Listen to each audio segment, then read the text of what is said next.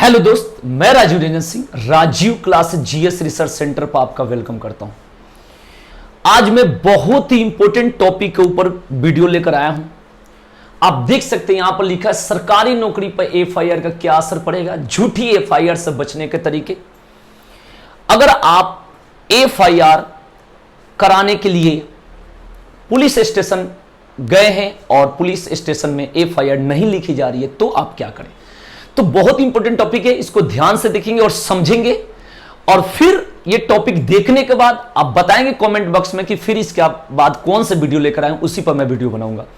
तो बात करते हैं इसके बारे में, तो मैं आपको बताना चाहूंगा कि जो अपराध होता है वो दो प्रकार का होता है। एक कॉग्निजेबल ऑफेंस, एक होता है नॉन कॉग्निजेबल ऑफेंस। एक संज्ञेय अपराध, एक होता है असंज्ञेय अपराध। संज्ञेय अपराध का मतलब होता है जो थोड़ा सा बड़ा अपराध होता है, जैसे करें मर्डर हो गया, सिर कोई मार के तोड़ दिया, फोड़ दिया, उसके बाद रेप हो गया, कुछ इस टाइप के अपराध जो होती है उसे बोलते हैं कॉग्निजेबल। उसके बाद नॉन कॉग्निजेबल में थप्पड़ से मार दिया, हल्का फुल्का जो झगड़ा होता है उसको नॉन कॉग्निजेबल बोलते हैं। तो आपके साथ ऐसा हो गया और आप गए हैं पुलिस स्टेशन में एफआईआर करवाने के लिए।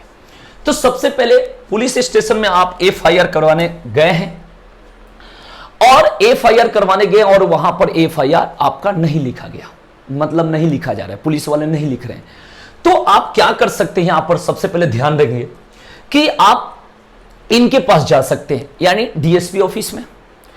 अगर ये भी बात नहीं सुने तो आप आईपीएस के पास यानी एसपी के पास जा सकते हैं। यहां पर आप एफआईआर दर्ज करवा सकते हैं, ये फोन करके बतला दें तो तब भी एफआईआर हो सकता है। उसके बाद बात ये चला कि ये भी ना सुने आपकी बात, फिर क्या करेंगे। उसके बाद क्या करेंगे, आप जा सकते कोर्ट, और कोर्ट में जाकर ये बात ध्यान रखेंगे। और आपको एक बात बता दूं कि जो एफआईआर की बात करेंगे तो एफआईआर यानी सीआरपीसी सेक्शन 154, सीआरपीसी सेक्शन 154 कहता है कि पुलिस थाना के अंदर एफआईआर लिखना पुलिस को मैंडेटरी है, यानी वो लिखेंगे, ये बात बिल्कुल ध्यान रखेंगे। अब बात करें कि वो नहीं लिखे तो आप गए कोर्ट, वहां पर जाकर मजिस्ट्रेट के समक्ष 156 के तहत, धारा 156 के तहत वो आपका एफआईआर लिख सकते हैं और वहां से फाइल थाना में भेज देंगे और थाने वाले फिर अपना मेंटेन कर लेंगे।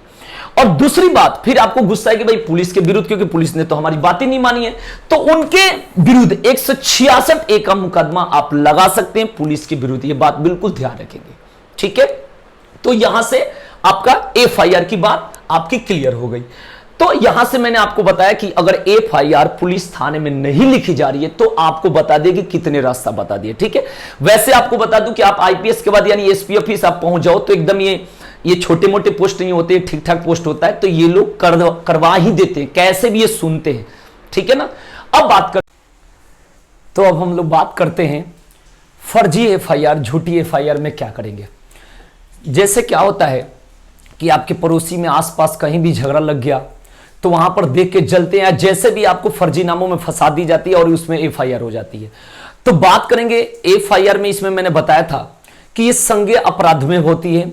और एक बात बताया कि अपराध दो प्रकार का होता है, एक संज्ञेय अपराध, एक होता है असंज्ञेय अपराध। तो जब संज्ञेय अपराध की बात होती है तो पुलिस को सबूत की जरूरत नहीं होती, डायरेक्ट उठाकर आपको भीतर कर देती है। तो वहां पर आपको क्या देखना होता है कि अगर आप पर फर्जी एफआईआर है, आप तो वहां पर थे ही नहीं, आपको कैसे भी फंसाया गया है झूठे तरीके से, तो वहां पर क्या करते हैं आप कि वहां पर अगर आपको अरेस्ट नहीं किया गया है तो आप क्या करेंगे, अपने घर वालों के या अपने दोस्त या कोई भी जानने वाले या किसी भी वकील के साथ किसी को भेज देगा, अपने जानने वाले को, और वहां से क्या करेंगे कि आप डीएसपी ऑफिस भेज दीजिए, डीएसपी के पास या एसपी के पास भेज दीजिए, और वहां से आप सबूत, अपना ठोस सबूत अपना भिजवाइए लीगल डॉक्यूमेंट्स के साथ कि हम नहीं थे, और आप जहां भी थे वहां का आप सबूत भिजवा सकते हैं। यहां पर क्या होता है कि जब आप पर फर्जी एफआईआर है, इसका मतलब यह है कि आपके पास कुछ ना कुछ सबूत होगा, सीसीटीवी का होगा फुटेज या मोबाइल ट्रेस का जो भी तरीका होगा। तो वहां से यह नहीं करना है कि अपने खुद को जाना है, खुद को नहीं जाना है, तो वहां से करवा सकते हैं। या उसके बाद बात ये करते हैं कि जैसे मैं आपको बताऊं कि यहां पर बेल दो प्रकार के होता है, एक रेगुलर होता है, एक एंटीसिपेटरी होते हैं। अगर आपको उठा के पुलिस अगर भीतर कर दी तो वहां पर क्या होता है, आपको रेगुलर बेल लेना पड़ता है। इसके लिए थोड़ा सा लंबा प्रोसेस होता है, ठीक है। अगर आपने यहां पर एसपी ऑफिस या डीएसपी ऑफिस आपने वहां पर सबूत के लिए भिजवाया है या बात करवाया है या यहां पर वकील के साथ आप गए हैं, तो वहां से क्या होता है, इन लोगों के पास इतनी पावर होती है कि ये आपको पुलिस को अरेस्ट करने से रोक सकती है, कुछ समय के लिए रोक सकती है। दूसरी बात आप क्या कर सकते हैं कि आप अपने वकील से, यहां पर जैसे मैंने बताया आपको, आप अपने वकील से अपने ही डिस्ट्रिक्ट कोर्ट में एंटीसिपेटरी बेल ले सकते हैं। एंटीसिपेटरी बेल बहुत आसानी से मिल जाता है। इसमें क्या होता है, इसमें कोई लंबा प्रोसेस नहीं है। एंटीसिपेटरी बेल लेने का मतलब क्या होता है, इसका मतलब होता है अग्रिम जमानत, और इसका मतलब यह होता है कि आप पुलिस के सामने घूम सकते हैं, पुलिस आपको अरेस्ट नहीं करेगी। ये बात बिल्कुल ध्यान रखेंगे।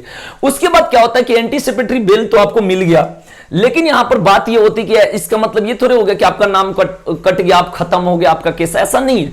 आपका नाम तो है लेकिन आपको बेल मिल गया। अब यहां से क्या करेंगे कि आपके पास जो भी आपको पड़ोसी हो या दोस्त हो या कोई भी हो, जैसे भी आपको फंसाया हो किसी भी तरीका से, उससे आप कहिए कि भाई आप कॉम्प्रोमाइज कर दे। अगर वो कॉम्प्रोमाइज नहीं करता है, अगर वो कॉम्प्रोमाइज नहीं करता है, ये बात बिल्कुल ध्यान रखेंगे, तो वहां पर आप क्या कर सकते हैं कि 482 के तहत, 482 सीआरपीसी 482 के तहत आप हाई कोर्ट जा सकते हैं, हाई कोर्ट जा सकते हैं और वहां पर जाकर अपने लीगल डॉक्यूमेंट्स पूरा ठोस सबूत के साथ वहां जाकर आप पेश हो सकते हैं और आप वहां पर आवेदन दे सकते हैं और निवेदन कर सकते हैं कि सर मैं इसमें नहीं था, हमें झूठे तरीके से फंसाया गया है। उसके बाद अगर वहां पर उनको शंका लगेगा तो अब पुलिस को भेजेगी कि भाई इसके बारे में कुछ देर के लिए अरेस्ट पर वो कर देगी, मतलब स्टे लगा देगी, और क्या करेगी कि पुलिस को टाइम देगी कि सबूत पेश करो। उसके बाद क्या होगा कि हाई कोर्ट में जाने के बाद, हाई कोर्ट क्योंकि वैसा नहीं होता है नॉर्मल चीज, हाई कोर्ट होता है, तो वहां पर हाई कोर्ट आपके साथ क्या करेगी कि पूरा क्लियर इतने अच्छा से खंगाले कि उसमें सच्चाई पता चल जाएगी। और जो आपके साथ कॉम्प्रोमाइज नहीं करा, जो सेकंड पार्टी आपके साथ कॉम्प्रोमाइज तो करा नहीं, अगर नहीं करा है तो उस पर क्या करेंगे कि आप सेक्शन 500 लगाइए मानहानि का, ठीक है ना। अगर वहां पर सबूत पेश हुआ कि आप तो झूठे हैं नहीं, तो वहां पर क्या 500 के तहत सेक्शन 500 के तहत लगाइए, वहां से मानहानि का केस हो गया, और फिर 211 के तहत लगाइए जहां पर आपका इज्जत गया या आपको परेशानी हुई, उसके तहत उसकी पूरा औकात पता चल जाएगी। तो ये हो गया, आपको मैंने बता दिया कि झूठी एफआईआर से कैसे बचे। अब बात होती है यहां से, आपको मैं बताऊं नेक्स्ट पॉइंट, जैसे बात होती है कि आप सरकारी नौकरी कर रहे हैं, ठीक है जी, सरकारी नौकरी कर रहे हैं और आप पर एफआईआर हो गया। अब एफआईआर आपको झूठा है चाहे सच्चा है, बात होती है एफआईआर की कि आप पर तो एफआईआर हो गई, क्या करेंगे। अब यहां पर क्या है कि दो तरीका का अपराध मैंने हर जगह जिक्र करा, एक तो हो गया संज्ञेय अपराध, एक हो गया असंज्ञेय अपराध। अगर असंज्ञेय अपराध है, हल्का फुल्का बात है, तो उस पर तो कोई दिक्कत नहीं, वो तो अपना जैसे भी होगा अपना क्लियर करेंगे, जो प्रोसेस होगा। लेकिन संज्ञेय अपराध हो गया और संज्ञेय अपराध के चलते एफआईआर आप पर हुआ है और उसमें दिक्कत हुई है, तो उसमें क्या करे कि पुलिस उठाकर मान लो आपको जेल डाल दी। जेल में अगर चले गए, ये बात ध्यान रखेंगे, तो सबसे पहली बात होती है कि आपकी नौकरी चली जाएगी। मान लो एक टीचर है आप, ठीक है ना, सरकारी टीचर है और नौकरी चली जाएगी, तो वहां पर क्या होता है, यहां पर आपको एक चीज देखना है कि जेल जाने के बाद ऐसा हो सकता है कि आपका डिपार्टमेंट आपको सस्पेंड कर दे, ऐसा हो सकता है, ऐसा करते नहीं है लेकिन कर सकता है, ठीक है जी। अब यहां पर मैं आपको चीज बताऊंगा कि यहां पर एक कंसेप्ट बताऊंगा कि डिस्ट्रिक्ट कोर्ट ने अगर आपको सजा सुना दी तब भी आपका नौकरी नहीं जाएगा, ये बात ध्यान रखेंगे, तब भी आपका नौकरी बिल्कुल नहीं जाएगा। फिर पता चला कि हाई कोर्ट नहीं जाएगा, लेकिन हाई कोर्ट में आपको अपील करना पड़ेगा। अगर हाई कोर्ट ने सजा सुना दी और सुप्रीम कोर्ट ने सजा सुना दी, ठीक है, और आपका सबूत तो पेश हो गया कि भाई आपने गलत करा है और आपने अपील भी नहीं करा, तो वहां पर क्या होता है कि आपको टर्मिनेट की जा सकती है, ये बात ध्यान रखेंगे। और अगर डिस्ट्रिक्ट कोर्ट ने सजा सुनाई और हाई कोर्ट में अपील करे, अगर सस्पेंड कर दिया गया तो उसमें हाफ सैलरी मिलती है और बाकी हाफ के लिए तो रूल होता है, अलग अलग क्या रूल है। तो इसमें क्या होता है कि डिस्ट्रिक्ट कोर्ट अगर सजा सुना दिया और हाई कोर्ट में अपील कर दिए तो क्या होता है कि वहां पर आप सस्पेंड में भी काम कर सकते हैं, हो सकता है आपकी नौकरी भी बच जाए। लेकिन हाई कोर्ट में भी आपका सजा सुना दिया, सुप्रीम कोर्ट ने सजा सुना दी, उसके बाद क्या होगा, आपका नौकरी टर्मिनेट यानी नौकरी से आप जा सकते हैं। अब बात मैं बताऊंगा कि स्टूडेंट के लिए कि अगर किसी स्टूडेंट पर कोई मुकदमा चल रहा है तो क्या करे या कैसे बचे। तो इसका कितने तरीके के पॉइंट होते हैं। एक तो होता है कि फॉर्म भरने से पहले ही उस पर मुकदमा चल रहा है तो उसमें फॉर्म भरते समय उसमें पूछा जाता है, उसमें डिटेल्स अपना बता सकते हैं कि क्या है, वहां कोई दिक्कत नहीं होगी। दूसरी बात आपको मैं बता दूं कि स्टूडेंट जो भी हो, अगर तैयारी कर रहे हैं किसी भर्ती की या जो भी, उन्होंने फॉर्म फिल कर दिया और एडमिट कार्ड आने से पहले, पेपर देने से पहले वहां पर उन पर कोई मुकदमा चल गया। अब चल जाने के बाद क्या होता है कि ज्वाइनिंग के समय, जब ज्वाइनिंग के समय जांच होगी, जब पुलिस वेरिफिकेशन होगी, जैसे भी पता चलेगी, तो वहां पर मैं आपको बताता हूं एक चीज होता है कि आपको ज्वाइनिंग हो जाएगी, लेकिन वहां पर एक कहा जाता है हलफनामा, जो स्टाम्प पेपर पर लिख कर लेता है, जो आप जिस भी डिपार्टमेंट नौकरी करोगे, कि अगर आपकी सजा हो गई, यानी या कह सकते हो कि आप अपराधी घोषित हो गए, आप किसी तरीके से साबित हो गए कि आपने गलत ही करा है, ये बात है, तो नौकरी से क्या कर दी जाएगी, निकाल दी जाएगी। अगर वहां पर पेश हो गया कि नहीं आप गलत नहीं हो, तो आपकी नौकरी नहीं जाती। इस बातों को ध्यान रखेंगे। तो ये मैंने आपको बता दिया सारा कंसेप्ट। मैंने सबसे पहले यहां पर बताया था, आप देखेंगे ध्यान से, मैंने सबसे पहले बताया था FIR जब आपका नहीं लिखा जाएगा तो क्या करेंगे। फिर दूसरी बात आपको मैंने बताया कि यहां पर जो फर्जी FIR होता है, झूठी FIR, तो उसमें क्या करना होता है। फिर तीसरी बात आपको मैंने बताया कि सरकारी नौकरी जो कर ला, अगर उस पर FIR हो तो वो क्या करें। और फिर बताया था कि स्टूडेंट पर अगर FIR होता है, स्टूडेंट पर मुकदमा चलती है, तो क्या करें।